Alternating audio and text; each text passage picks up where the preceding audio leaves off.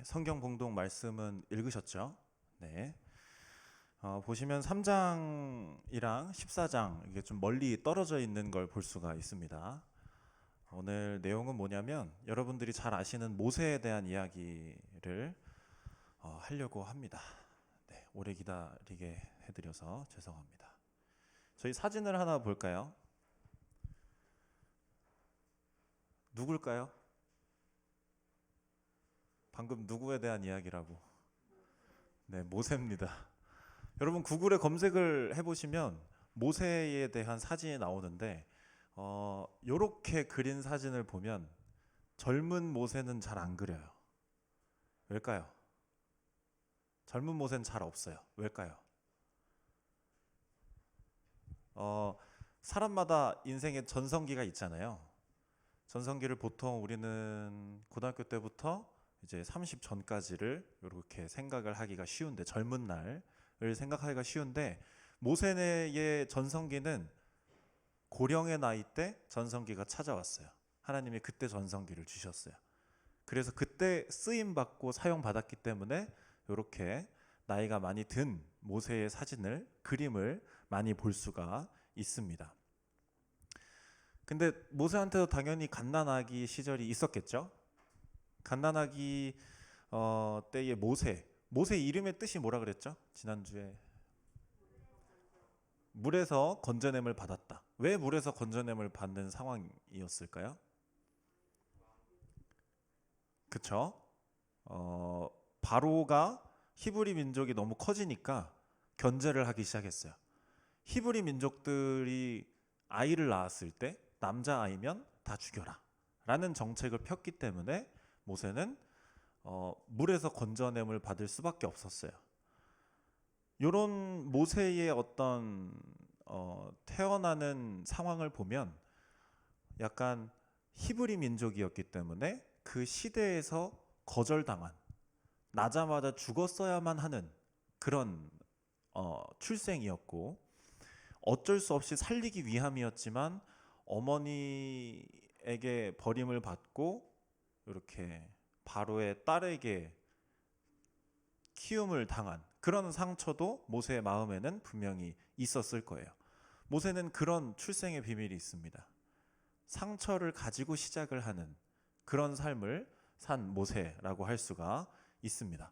그래서 모세는 나름대로 이제 성장을 해가지고 나름대로 히브리 민족을 구원하려고 노력을 하죠. 그런데 어쩌다 보니 사람을 죽이게 되고, 그 일을 통해서 히브리 민족에게도 약간 배척당하게 됩니다. 그래서 어디로 도망가죠? 지난주에 맞췄었는데 노기가 네, 미디안 광야. 네, 미디안 광야로 도망을 갑니다. 이때다 싶은 바로가 또 모세를 죽이려 하자 또 미디안 광야로 도망간 건데, 모세가 자라난 왕궁에서도 모세는 거절을 당하고 배척을 당하죠. 모세는 계속 그런 상처를 입으면서 살아가요. 그러면서 모세의 심정을 하나 나타나서 모세의 심정을 볼 수 있는 그런 본문 말씀이 하나 있는데, 모세의 첫째 아들 이름이 뭐라 그랬죠? 게르솜이라는 이름인데, 게르솜이라는 이름의 뜻이 뭘까요? 무슨 뜻을 가졌을까요? 아들 이름이에요. 여러분 이름 중에서 안 이쁜 이름 없잖아요. 뜻이 안 좋은 이름이 없잖아요. 근데 이 게르솜이라는 첫째 아들의 이름이 뭐냐면 내가 타국에서 나그네 되었다라는 뜻이에요. 우리나라 말로 나는 낙동강 오리알 되었다라는 뜻의 이름을 첫째 아들 이름으로 지어요. 모세의 지금 상태는 어때요? 상처가 깊어요, 얕아요? 엄청 깊어요. 상처를 지금 너무 크게 받고 있어. 왜? 미디안 광야로 도망갔잖아요. 도망갈 수밖에 없었잖아요. 젊은 나이에. 그래서 미디안 광야에서 정의감이 넘치고 힘이 넘치고 열정이 넘치는 그 젊은 날을 다 보내게 돼요. 광야에서 그 젊은 날을 보내면서 뭐 하면서 광야에서 보냈을까요? 양 치고 뭐 가축 기르면서 이제 시간을 보낸 거예요. 어떤 심정으로 보냈을까요? 믿음으로 뭐 기도하면서 기다렸을까요? 아니죠. 내 젊은 날 시절을 회상했을 거예요. 회상하고 다시 내 현실 때문에 좌절하고, 내가 세상에 다시 한번 주인공으로 나설 차례가 언제일까 또 고민하고 생각하다가 또 좌절하고, 기대하고 좌절하고, 기대하고 좌절하고. 이걸 몇 년? 40년을 그렇게 해요.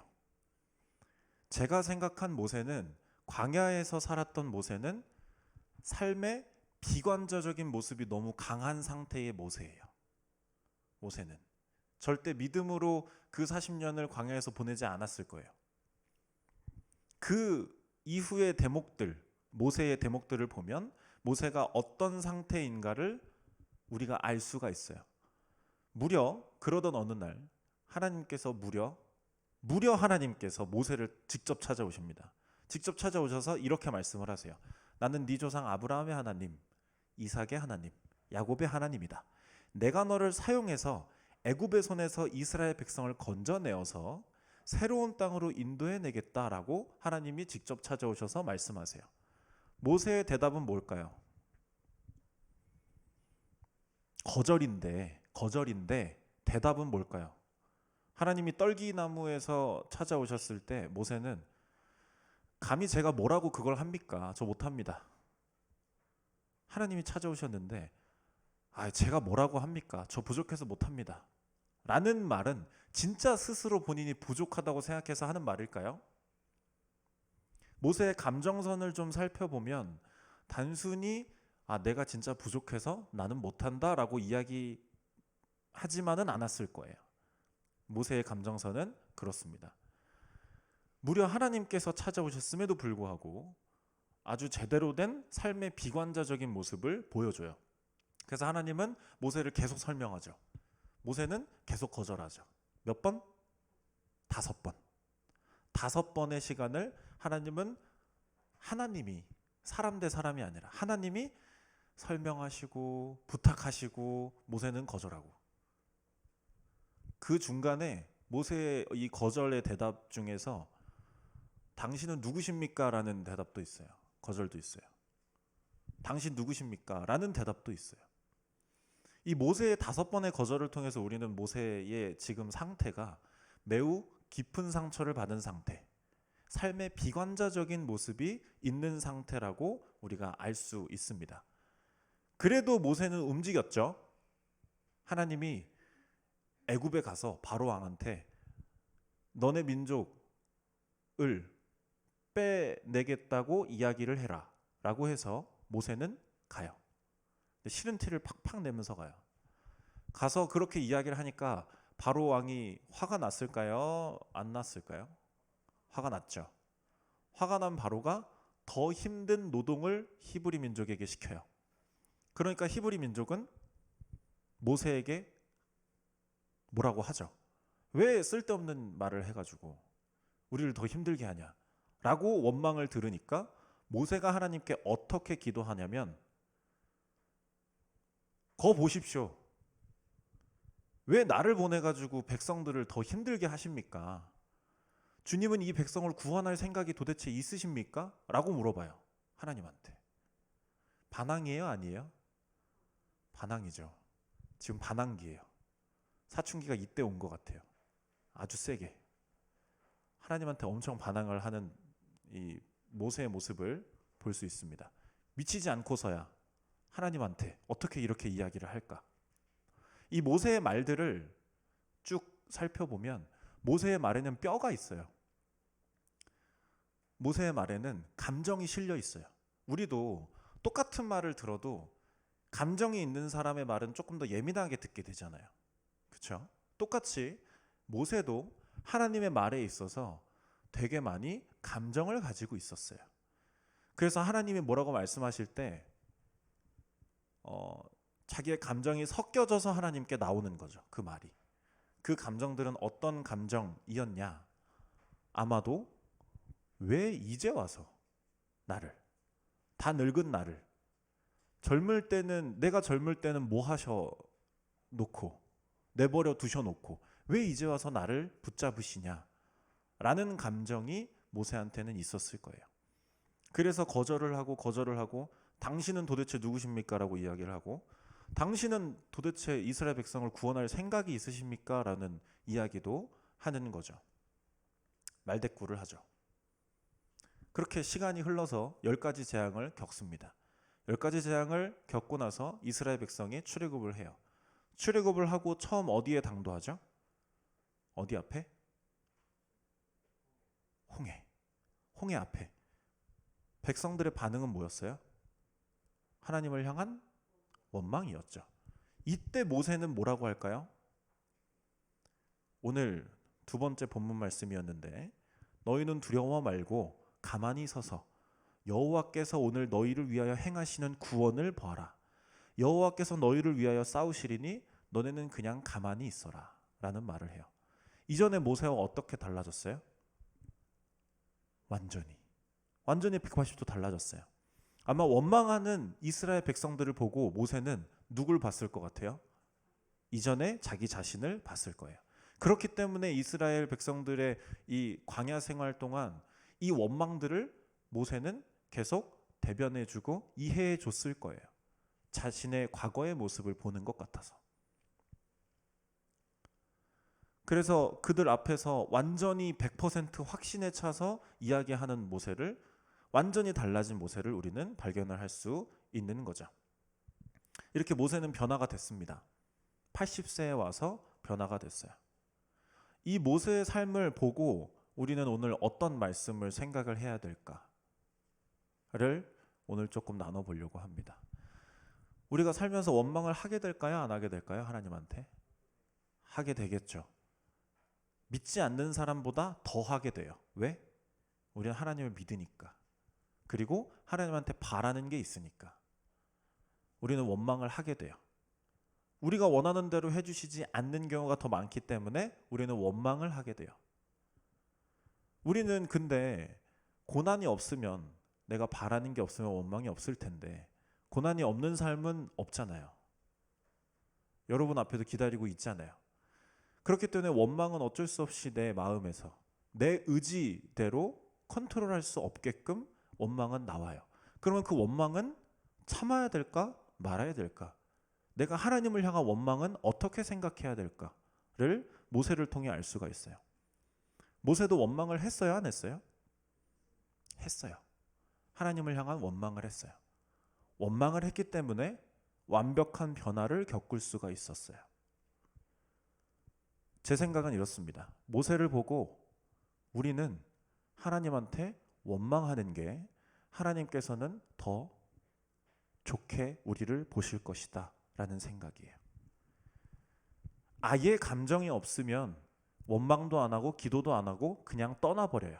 하나님을 떠나는 사람이 많아요, 적어요? 너무 많잖아요. 그런데 하나님 옆에 남아서 끝까지 하나님을 원망하더라도 하나님한테 바라보고 원망도 해보고 포기도 해보고 하는 그런 모습, 하나님 옆에서 계속 하나님과 어떤 원망의 감정이라도 소통하는 그런 모습이 모세에게는 보여요. 우리 삶에 대입해 봤을 때 우리의 삶도 똑같아요. 여러분도 부모님한테 원망이 있잖아요. 싸우기도 하고 화해도 하고 하잖아요. 왜? 사랑하니까. 그런데 사랑하지 않는 사람이랑은 어떤 감정의 싸움을 하지 않아요. 똑같이 하나님과 우리의 관계를 생각했을 때 어떠한 감정선이 여러분들의 삶에는, 하나님과 여러분들의 어떤 감정선이 여러분들의 삶에는 계속해서 이어져야 한다라는 거예요. 지금 여러분은 하나님을 어떻게 생각하는지 다시 한번 생각해 봤으면 좋겠어서 오늘 본문 설교 제목을 이렇게 지어봤습니다. 다시 한번 생각해 봤으면 좋겠어요. 하나님한테 원하는 거 있을 수 있어요. 원하는 거 기도할 수 있어요. 단순히 거기까지의 관계인지, 내가 하나님한테 화도 내보고 원망도 해보고 좋아도 해보고 하는 그런 관계인지를 우리는 생각해 봐야 된다라는 것입니다. 또 모세의 삶의 모습을 통해서 그러면 우리의 삶의 전체적인 모습이 어떻게 흘러가야 되는지도 알 수가 있어요. 박영선 목사님이라는 되게 나이가 많으신 목사님이 있어요. 그분이 이런 말씀을 하십니다. 그리스도인의 삶을 이렇게 말씀하세요. 우리가 하는 일보다 하나님께서 우리에게 하시는 일이 더 많습니다. 여기가 포인트인데 우리는 거의 수동적으로 끌려가야 합니다라고 이야기를 해요. 우리가 생각하는 우리 그리스도인의 삶과는 많이 다르죠.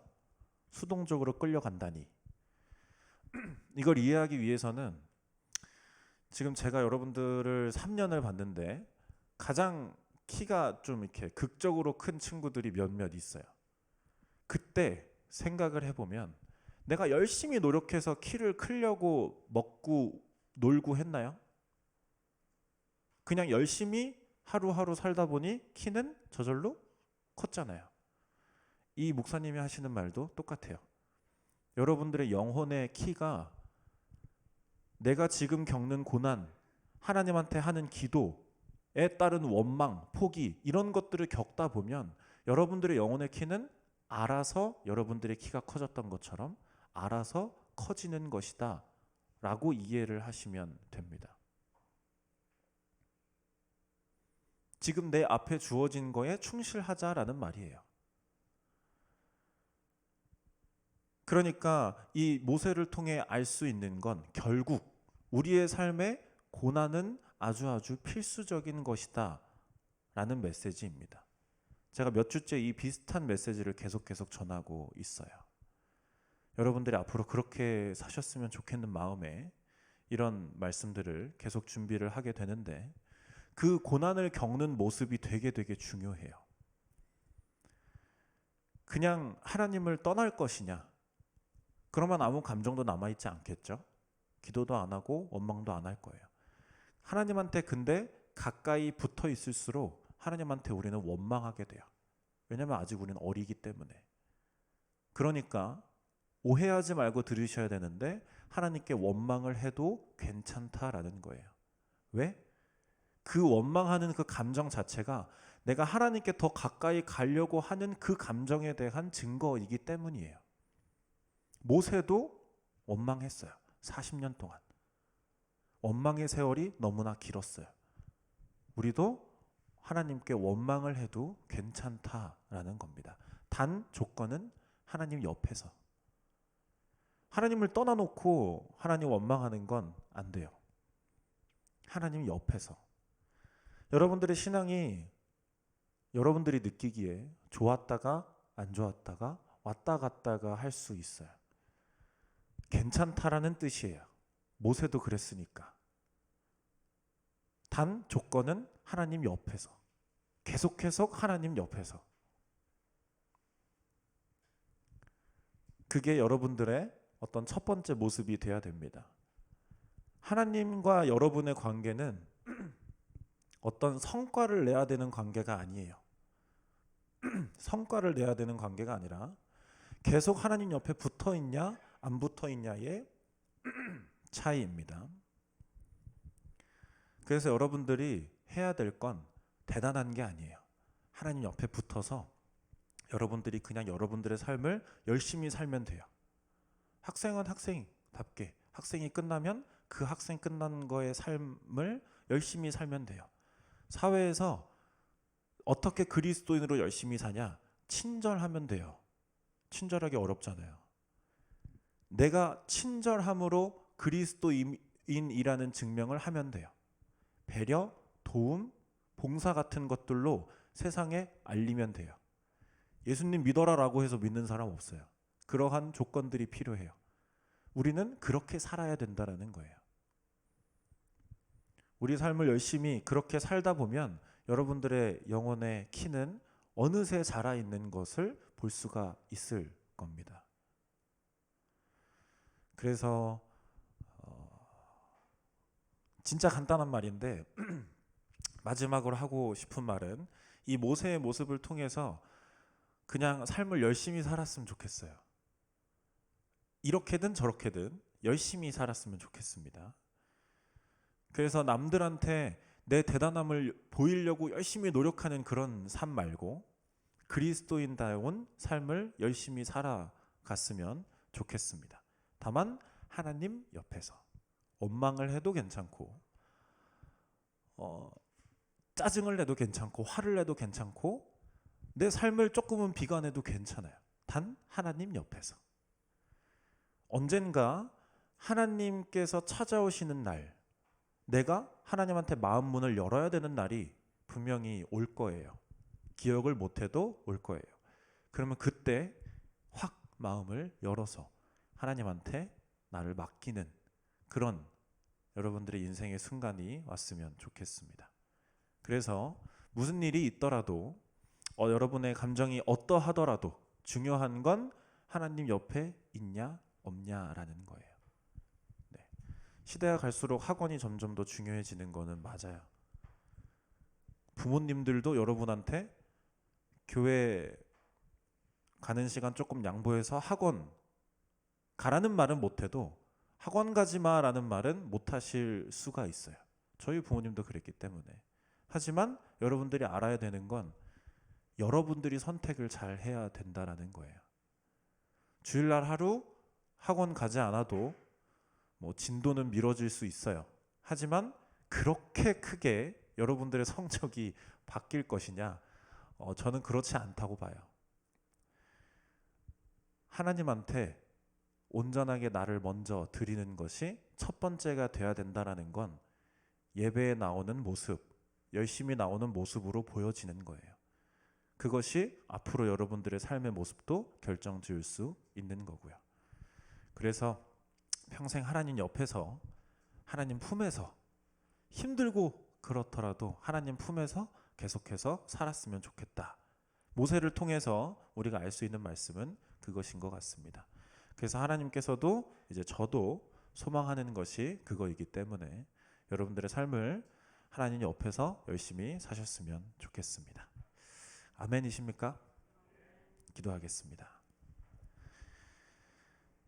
하나님 감사합니다. 우리가 그리스도인의 삶을 살아갈 때에 많은 고난과 어려움들이 저희 삶에 있을 거라 생각합니다.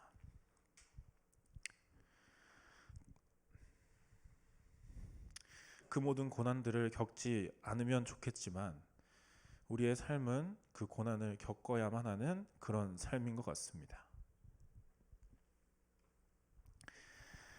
그래서 그 고난을 겪을 때에 하나님 저희와 함께하여 주시고